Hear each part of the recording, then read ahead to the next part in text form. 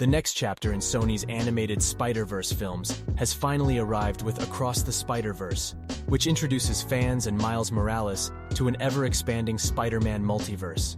The film catches fans up with Miles, voiced by Shameik Moore, as he faces off against a seemingly innocuous villain named The Spot, voiced by Jason Schwartzman, who boasts untapped destructive potential. After The Spot becomes frustrated by Miles simply shrugging him off as a low-tier villain, he goes on a multiversal journey to gain immense power. This causes Miles to chase after him and discover the secret world of the Spider Society, where he comes to understand a greater purpose for himself and makes new allies and unexpected enemies. Along with displaying some of the most visually stunning and ambitious animation that's ever graced the big screen, Across the Spider-Verse has no shortage of memorable moments that'll blow fans away. From an endless supply of incredible cameos and crossovers, to some wild twists and turns that hint at a bigger conflict, Across the Spider-Verse is a pure love letter to Spider-Man fans. It also sees Miles face his most challenging and emotional obstacles yet, as he dives headfirst into the multiverse and uncovers a hidden truth about his role as Spider-Man.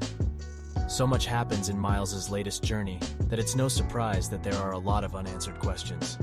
Let's delve into some of Across the Spider-Verse's lingering mysteries and unanswered questions.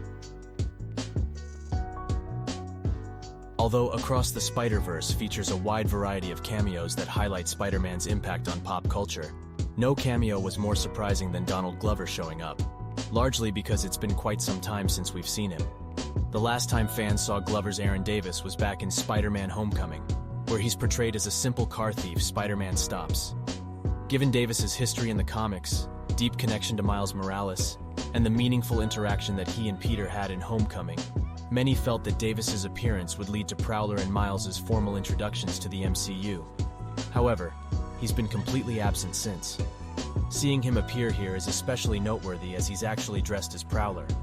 The only mystery now is what this appearance actually means. Is this an official look at Glover's Prowler, or just a fun cameo for fans? If this is a legit hint, will Glover's Prowler appear in Sony's Spider-Man universe, since characters from the MCU got transported there? Or will he actually appear in the MCU? For now, it seems like Sony will keep Glover's fate as Prowler a mystery, and fans will be left wondering when and if they'll see him again.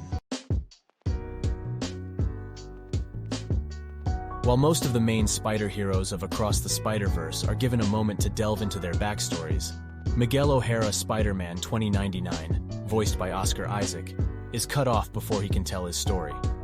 In the initial scene of him talking about how he became Spider-Man, Gwen, voiced by Haley Steinfeld, cuts him off before he can even start. Still, we learn a couple of things about him throughout the film.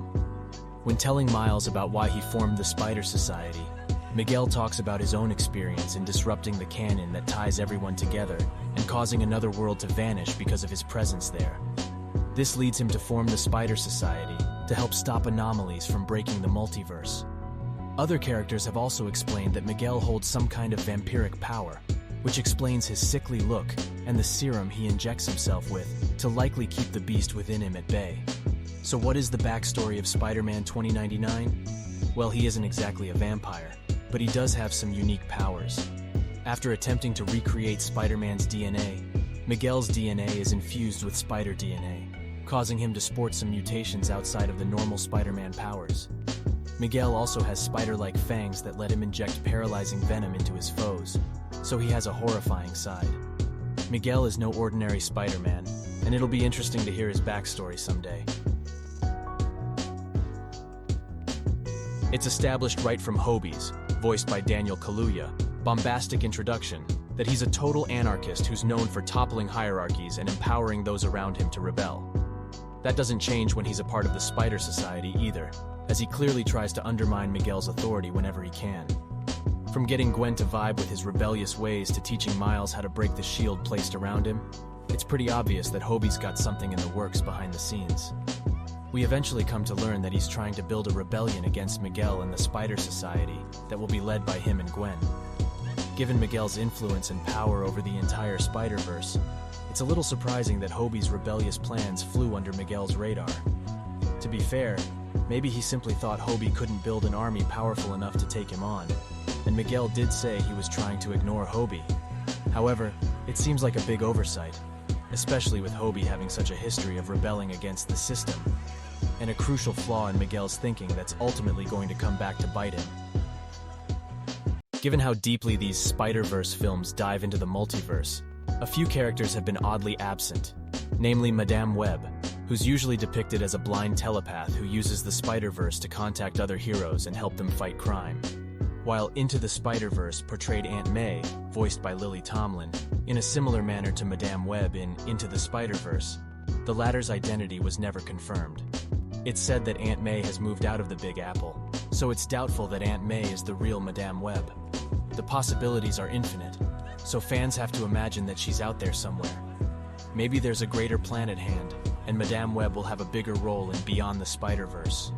Or maybe Sony will find a way to bring the Madame Web from the upcoming live-action film based on the character, where she will be portrayed by Dakota Johnson, into this animated conflict.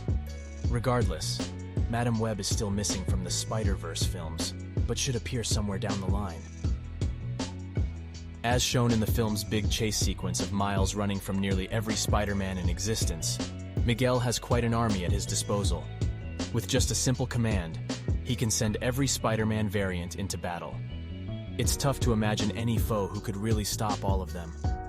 With this powerful army in his hands, it's a little strange that Miguel only brings Spider-Woman, voiced by Issa Rae, and Ben Reilly, voiced by Andy Samberg, with him back to Miles's world.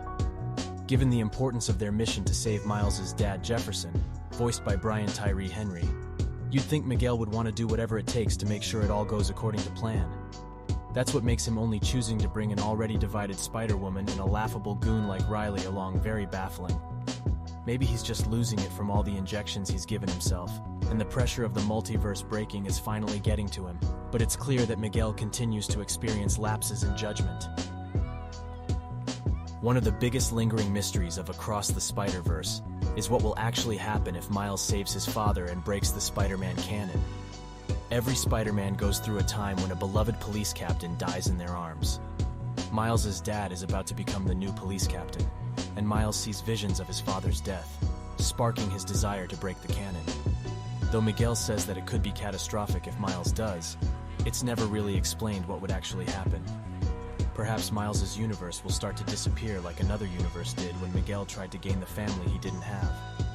Perhaps the Spot will end up winning and start to consume all the other universes.